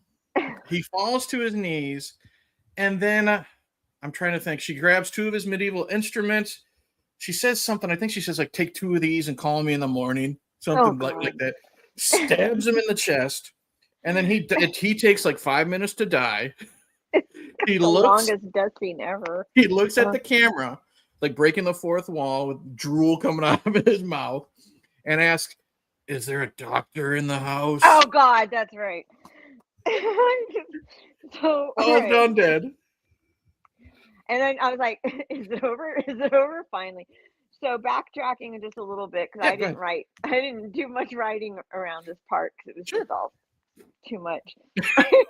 This is the part that's too much. After what we discussed earlier, this is the part that's too much. Okay. I wrote too many puns. I can't write anymore. And then he did say when he was killing the young cop, I haven't discharged you. Yeah. And then I wrote, oh shit, I really thought the young cop was going to make it. Yeah. And then I said Jen is in the operating room, and of course Giggles returns after house explodes. And then I said he should be on Dr. Pimple Popper. and then I wrote, Jen suddenly forgets that she caught Max making out with Slut at the fair. The end. Yep, because we cut to the very end. Jen has had her surgery. Dad's alive. I'm okay with the dad being alive. He's fine. He's there waiting for her to wake up. And then Max shows up, like you said. Everything's hunky dory. I guess I'll forgive you. For getting with polka dotted hoe bag. And then we have this is like I needed a heart transplant. After all the cheesy puns that we roll our eyes with, the goofy Mary Poppins stuff, the birthing scene that we were already rolling our eyes. This, honestly, I think is like the cheesiest and worst part of the movie. After she's forgiven him, they kiss, and you see her EKG heart monitor is starting to race because she's in love. The end. Like, when did it become a rom-com? Oh, God. Or when did it become a Hallmark movie? God, that was terrible. Lord. Okay.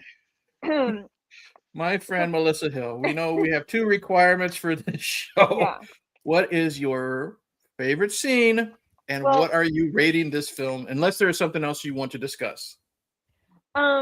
Originally, okay, so when the favorite scene happened, I wrote it down, which was more towards the beginning of the movie. Oh, that was another thing we didn't mention to the audience, is how many times did we pause while watching this film?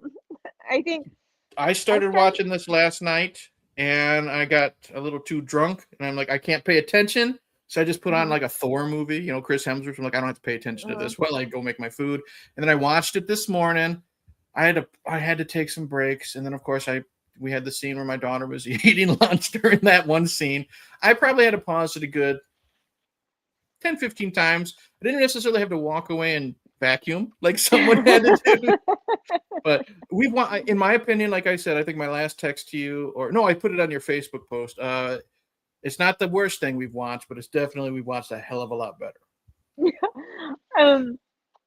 I think I started watching it around 2:30, 2 Mhm. o'clock or 2:30, and I finished at 6:30 tonight. And because I was like, I needed a break. I just couldn't anymore. I honestly was like, if it hadn't been for Pat Master Yeah. posting what he did last night, promoting the show to his friends, I don't know if I would have continued today. Okay. Now, here's I the was thing. like, I can't with this one. When you were at the point of no return, like I don't want to finish this, was that before or after little Evan coming out of mom? It was before. Oh God, so it's a good thing you finished, isn't it? Because look what you would have missed. I know.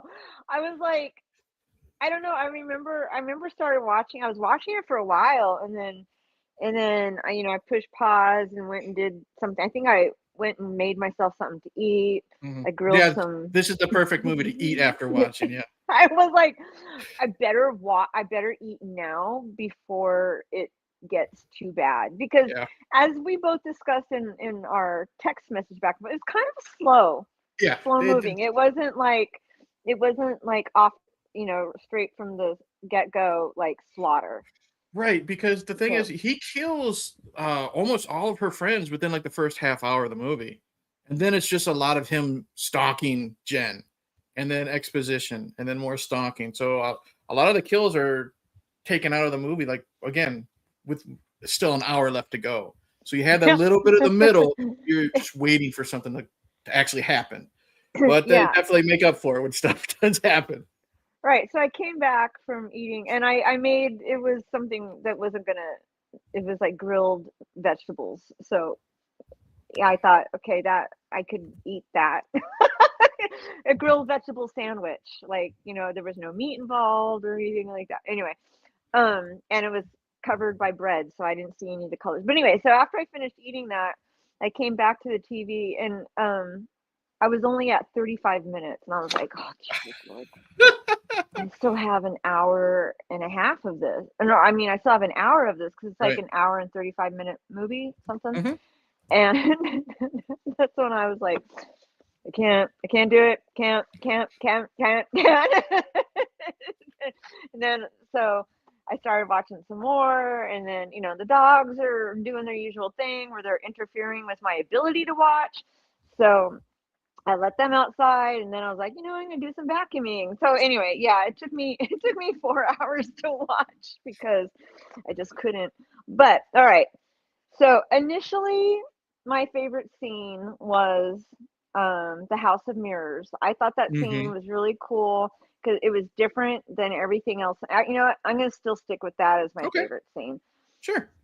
But very, very close Oh God. runner-up would have to be the rebirthing of Evan. Oh my God. Just for the No, absurdity of it? yeah. After our exchange during the show, I'm thinking, maybe that should have been my favorite scene. But no, film wise, movie filmmaker wise, I can't even think. um, like I like the way that scene was shot. Mhm. House of Mirrors. You can't go. There's always so many interesting things you could do in that House of Mirrors, and the sound was different, and it kind of seemed like it was from a different movie. So I Mhm. liked it. That's why you liked it. The rating I gave it was -3 oversized bandages. All right, we'll do that. -3 from Melissa. Uh-huh. I'm a little more nice. Um, and I'll say it's my favorite scene. I'm gonna give an honorable mention to Evan's rebirth based on our Okay. conversation tonight. But I will say I think my favorite scene, because of the creativity, is a tie. I really like the House of Mirrors too, but to not kind of jump on your coattails, I also liked when Officer Rich walked in and we see the waiting room being created, with the previous Yes. victims and stuff like that. So I thought Yeah. that was based on the creativity. I'm going to go with the waiting room, and I didn't go negative. but this does not have a good score for me. I love you to death, Gina. God bless you. But to be honest, I gave this 1.5 buckets of hearts. Buckets of hearts. So that is yeah. Go ahead. I threw in the negative because every once in a while you always remind me, like, don't forget, we could do negative. And I'm Well, like, I just wanted you to know because, like, after Hard Rock Zombies, I'm like, we're bringing back the fucking negative shit. You know what I mean? but like, I mean, I don't know if I would ever sit down and suggest to a friend, hey, you want to watch Dr. Giggles? but as a movie to recap, like, clearly the conversation was pretty fun. Yes. So I now like hold that movie dear in your heart, in your bucket of hearts. In my bucket of hearts. For that reason. Yeah, Okay. and as Gina says, at least you finished it, Melissa. I give up on films after 20 minutes or less sometimes. So look at that. Oh, wow. Ugh. Okay. So, ladies and gentlemen, that was, God bless it, that was Dr. Giggles from 1992. Melissa, before we get to our little episode 20 reveal or partial reveal, episode 19, it is your choice. And no, I chose this one. Did you? Oh, that's right, you did. Don't put that one on me again. Okay. So I'm trying to think. Do you want to continue with horror? Because I'll pick something that's not gonna go in the hat. Do you want something that's cheesy, or do you want that movie we were talking about a couple of weeks ago that you were watching that you said would cleanse the palate? Do you remember what I'm talking about? A lot of puns and everything. Oh, Elvira. Oh, right. Oh, God. Do you want to go with that? I mean, following Dr. Giggles, it might be tough. Or do you want me to actually try to find something good that's not going in the hat? I don't think I could do that, Elvira. Okay, that's fine. So just give me a second to find the Facebook page. I keep doing this because I think my glasses are on my face. Oh, wow. That's been my new thing. Just bear with me, people. My new sign of aging. Bear with me, I've caught myself a few times now on camera doing this because I think my glasses.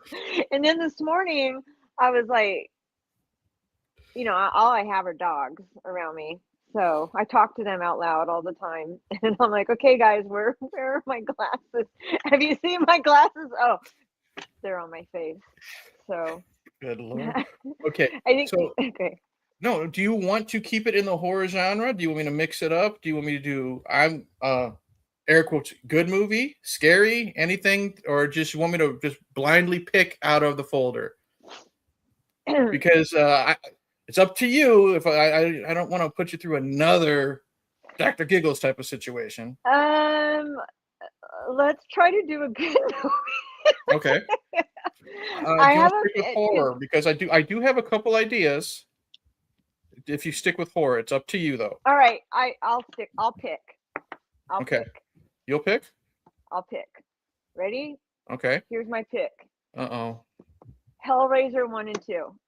You want to do a double feature? I don't know. Shelly told me I should. Okay, well, okay. Here's the thing. Well, the original one is in the folder. You will have to watch the first one. I'm going to tell you this. Okay. If you watch them back to back, it's going to be a lot for you to take in. Okay. Hellraiser 1. Good Lord. Okay. Now, oh God, what this is no. I want everyone to know this is right here on film. It's being recorded. This is on audio. I gave her a way out, people. I gave her a way out. So, episode 19, God bless her, is Hellraiser. Oh God. Okay. And well, Tom Baker says he is all for it. So, with that out of the way, are we ready to find out what people have chosen to possibly put us through for episode 20, Melissa? You got all your handy dandy stuff nearby, your hat, your tray, your everything. Okay, so I have, how many pieces of paper do I need? I got. Oh God, let's see here. We have, because I did tell you one thing was chosen twice. So we need 1, 2, 3, 4, 5, 6, 7, 8, 9, 10, 11, 12, 14. Well, yeah, 14 plus. Let's say 15 because you get to have a choice as well. 15. All right, I got 15 Perfect. pieces of paper. All right. So this is the hat I'm going to use. I'm going to flip it inside out because it has this smooth inside.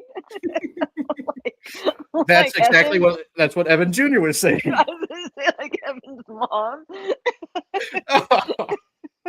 Nice and smooth inside, like Evan's mom. Nice and smooth inside. All right. So as I write them down, I will, let's see, can you see the hat? Yep. All right. I'll put the hat here. All right. Okay. So what we will do, we all see once again, nothing there. Yep, we're not cheating. We're not doing nothing. I will say these one by one. We will write them on our paper. We will put them in the hat, shake the hat up, and then Melissa will pull one from the hat. I will pull one from my hat, and then there will be 2 weeks. You guys have until episode 19 to vote in a poll on the YouTube channel. The winner of that will be revealed during episode 19, and that way we will know what is episode 20. All right. Are you ready? Here we go. Wait, really quick question. Go for it. Have I seen Big Trouble? Have you seen Big Trouble? Isn't that the one with the almond? No, that's Big Ballin'. Oh, Big Ballin'. You'd have to really fucking piss me off to make you sit through that movie and make me sit through that movie again after my history with that piece of shit. We don't ban movies like usually. We'll put it this way: we don't officially ban movies. There is a thing here that if there is a scene with a dog, I have to discuss it with Melissa first, and I do not want her to watch any type of animal abuse unless she thinks she can power through it. But I will say this: there is no almond movies allowed on this, and we will leave it at that. Okay. All right. There you go. And dude, I have no idea any of the choices that Correct. people have submitted. She has no idea what anyone. Yeah, this is all new to me too. All right. So, do you want me to explain the movies to you a little bit as you write them down, or just tell you the titles and then you can do your own research? The titles. All right. The title. I'm going to fold it in half, put them in here. All right. Do this. Then pick the paper. All right. The first title I have written down is Scream. Scream. Okay. Hold it up. In the hat it goes. The next title I have is no, take your time. Okay. There. All right. Blank piece. Okay. All right. The next title is called Tucker and Dale versus Evil. If you want, you can just write Tucker and Dale. But Tucker and Dale versus Evil. Okay. Tucker and Dale. Fold it up. Put it in the hat.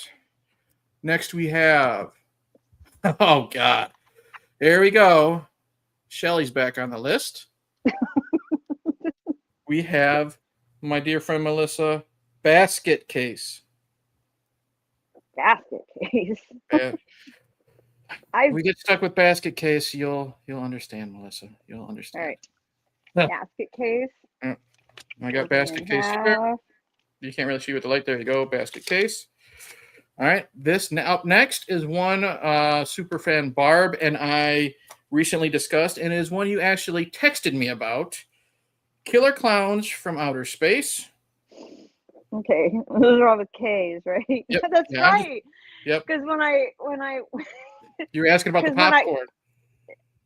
Oh, that's right. No, because every time after, because I always watch the movie that we're going to discuss right before we go on the air. So my TV stays on Tubi. And so after we finish our broadcast, I end up going back to the television and going, what the fuck is this? So that's what happened 2 weeks ago. I was like, what is this thing with the clowns? And why is the popcorn moving? Okay. So yeah, I got Killer Clowns written down.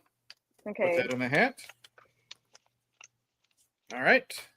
Next up, we have a request of I've only seen it once. I was not a fan, but that doesn't mean a second viewing can't help it. I have The Babadook. Babadook?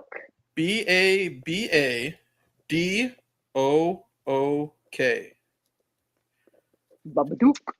That's actually kind of how it sounds in the movie, too. Okay. So I got The Babadook right there. Hold that up. All right. Let's see here. After that, we have a movie I've never seen before from the 70s. It's literally called The Car. Okay. Sounds like the prequel to Christine, but I think all right. that's what it is. It's a possessed car movie. Hey, could be fun. It's the 70s. Let's see here. After that, oh boy. Shelly's back. Frankenhooker, Melissa. Okay, that one's been popping up a lot lately. Yeah. Frankenhooker. Oh It boy. just popped up on my Frankenhooker popped up on my Instagram. Oh, did it? Okay. Yeah, was it about like a guy who Basically, tries to create a hooker out of body parts? his No, girlfriend it's okay. his girlfriend is killed in a tragic accident. He tries to bring her back to life and does use the body parts of hookers Some too. hookers. Oh, okay, got it. Yeah, Okay. yeah. It's okay. This is the one that got voted twice, and I told you this is kind of like the lottery. If two different people pick the same movie twice, I'll only allow that to happen once. This is actually the one I told you is non-horror, and one you suggested when we first started. So 2 pieces of paper for Roadhouse with Patrick Swayze. Roadhouse. I didn't put it in the folder. You suggested it. I remember because that was when Someone walked out of that one, I think, when your friend said, didn't they? Yeah, no, because she walked out when we first started. Before we started this podcast, this show, I posted on my one of my other Facebook account like what is the worst movie you've ever seen, and someone wrote that they walked out of Roadhouse after 5 minutes or something. All right, I only got the one, so I have to write the second one. Yep, we're almost done. We almost got them all. Okay, I'm glad. Thank you to everybody that participated. It was a slow start, but then they started coming in like crazy. So now we're going. This is going to be an interesting one because I remember one time you were texting me on a Saturday night, and you were talking about the movie. I think it was called Tarantula. A big giant bug movie from the 50s. Oh yeah. So, but we're still sticking with that. We're going with the giant ant movie, Them. THEM. Them. So we got different giant. This is a different giant ant movie than the one I've seen. Okay, so we got that, or it could be the same one. You maybe weren't watching Tarantula. I don't remember. No. When I was a kid, I saw a giant ant movie. Okay. It was in color, so. Yeah, this is in black and white. So next up is a really fucking weird movie. I've only seen it once. It's got Dan Aykroyd, Demi Moore, John Candy, and Tupac in it. Nothing but Trouble. Is it Nothing with a U? Nothing but trouble. Nothing but trouble. This is definitely. It's not horror, but it's definitely fits in the vibe of this. What the fuck did I just watch? So nothing but trouble. Is it Nothing with a U and but with 2 T's? Yeah. Yeah. Thanks, Gina. You really did crack her with Dr. Giggles. Good Lord. Okay, here we go. 2 left before I add my choice. So the next choice is The Lost Boys, the vampire movie with the 2 Coreys. So we have The Lost Boys. Now, I know you're new to horror, Melissa. Have you actually ever seen The Lost Boys? Oh, yes, I have. Okay. Oh, yes. Remember I told you at some point during tonight's broadcast that my friends and I used to collect candles and incense, and it was based off of Star. Oh, jeez. Were you growing up? Were you one of the Corey girls? Were you a fan of the 2 Coreys? No, they were too young for me, I thought. Okay. But I was into goth. I didn't mind Kiefer Sutherland, although I didn't really like blondes. I was into the guy the The older plays. brother, Yeah, the brother. Jason Patrick. Okay. Yeah. Hey, Jamie Gertz's star. That's. Yeah, I'm not going to say that's who I was into because we've had enough people being inside people tonight. All right, this is the final. This is the final one from a request before I get to mine. This is one you texted me asking about when you were at Exotica. I think you were at dinner and talking to people. Frogs. Okay. What is it? Frogs. Frogs. Frogs. Oh. Remember I told you that the Killer Frog movie with Sam Elliott from the 70s. Okay. So Frogs frogs. is that or just okay? Frogs, plural. Okay. All right. Now, you have been very excited about your choice, Melissa, and I told you the requirement for the people participating is it had to be in the folder. I said we make our own rules. It's our own fucking show. It does not have to be in the folder. Melissa Hill, what is your choice for a possible episode 20? Okay, so I'm going down the road of terrible. And okay, naturally. Is it something you've seen before? No, I've not seen it before. I've only it popped up the other night when I was fiddling around with before the TV broke. And I was fiddling around with like, okay, all right. This movie suggestion came up, and it's some French movie. And no, that's not going to be my. Oh, okay. Okay. don't worry, we don't have to read. Yeah, I was gonna say I gotta read a movie. Yeah, okay.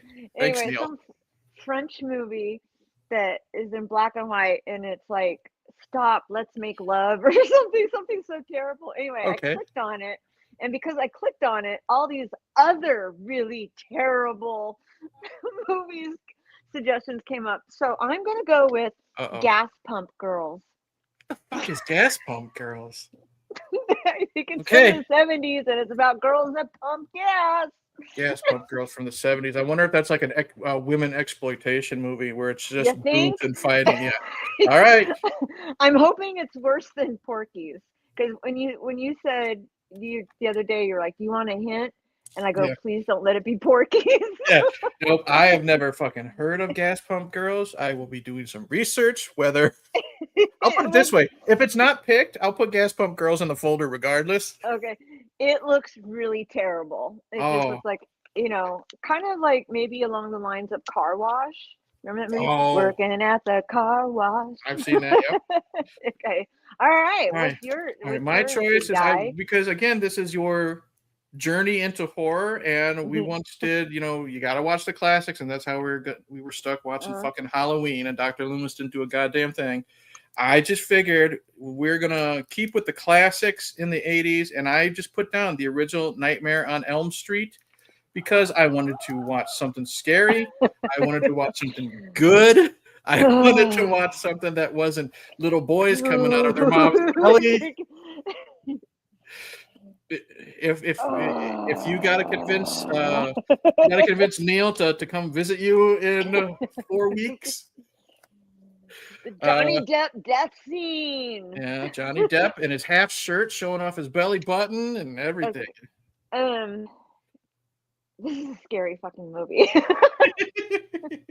If you can handle Wreck, I think you can handle A Nightmare on Elm Street. Okay. I mean, I think the good thing is that technology has changed. Mm-hmm. Filmmaking has changed a little bit. So, like, we can watch something like that and go, "Oh, that's so fake. Look at how they did it," I guess.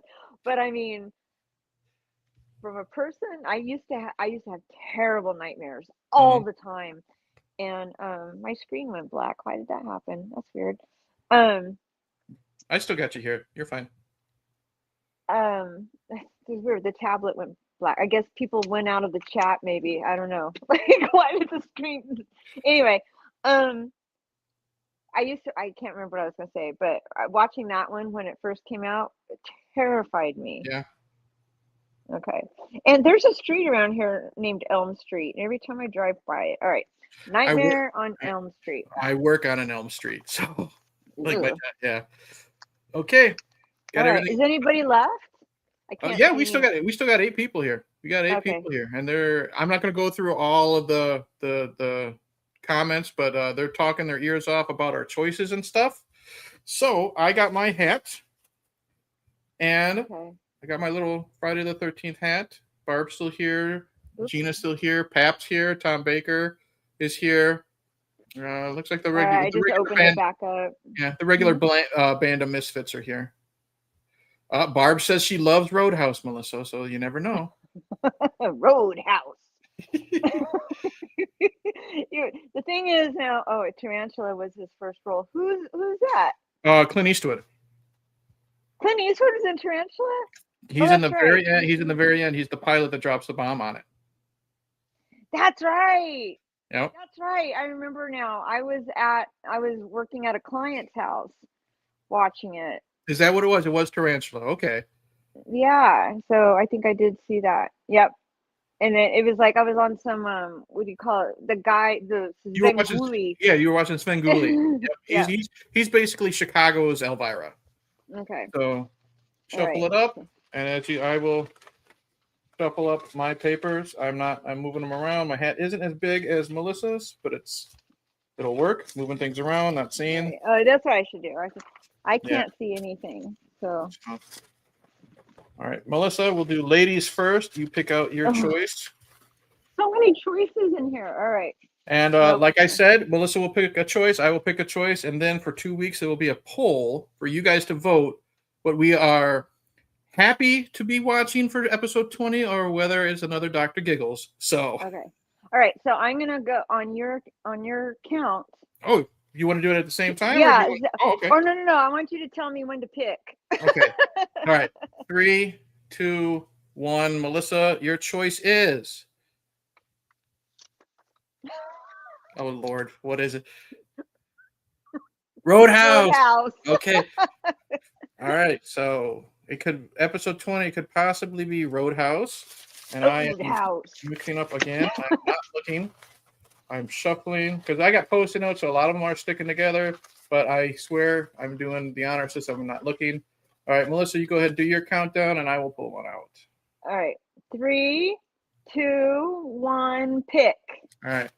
Blindly picking. And 3, 2, this one. Got it. All right.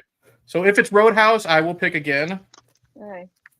And we have the complete opposite. So episode 25 is either going to be sexy Patrick Swayze beating up people in a bar, or we're going to be talking about gigantic ants from the 1950s and them. All right. So it's episode 20, not 25, right? Yeah, 20. Yep, right. Episode 20. All right. Good Lord. God help. Well, it's gonna be an interesting chat. It's up to the group to vote. Yep. Get your votes in. So what we will do is tomorrow, if you're watching the live stream tomorrow, go to the YouTube channel, please. I will have a poll up probably by the evening. You guys can vote. Please share it out. We would like to have a lot of interaction. And oh boy, after we watch Hellraiser in 2 weeks. Oh God, I can't believe it. Well, I always have like chooser's remorse. Well, as of right now, we will say it'll be either Hellraiser for episode 19, and then if Melissa survives, Pinhead and the other freaking Cenobites, we will reveal whether for episode 20 we are watching Roadhouse or them. So Gina, you said you want Roadhouse, please. You can vote, and because you obviously you have YouTube, so you have enough social media, you can vote Roadhouse if you want. I will have my friends get involved. I will have my wife and kid get involved because they actually threw in some choices. My daughter's the one that picked Killer Clowns. My wife picked Basket Case. So thank God. So I guess should we have like a little tiny synopsis next to each choice? Because not everyone's going to know what them is. Or we could just put what giant ants. Or I'll put the name of the movie, I'll put the year, and then I will have a little description like in the actual post itself, saying Roadhouse, Patrick Swayze, he's a bouncer type of thing. Them giant ants from the 50s. I'll be more descriptive, obviously, but that'll be it. A poll will be up tomorrow. You guys have until episode 19 to vote, and then after we're done talking about Hellraiser, if Melissa makes it.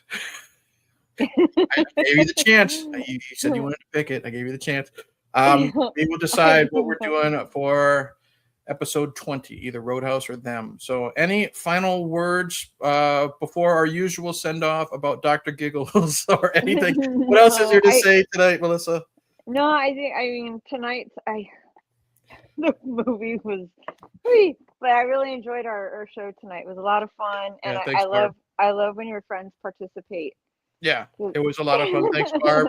Glad you showed up. Gina, like I said, God bless you about the movie, but man, this is some of the most fun I've had in a long time doing the show. So don't feel bad that we didn't love the movie, but I'm glad you chose it because I had a blast tonight. So yeah, me too. And good night, Pat Master. Let's meet here again. Support and keep them going. You know what, like I've said, me and Melissa like getting together every couple of weeks, just to shoot the shit in general. But the fact that I personally said that you guys enjoy us doing it and are having fun, that makes us, I'll speak for myself, but I know Melissa agrees. It makes us know that we're doing something fun and entertaining you guys at the same time.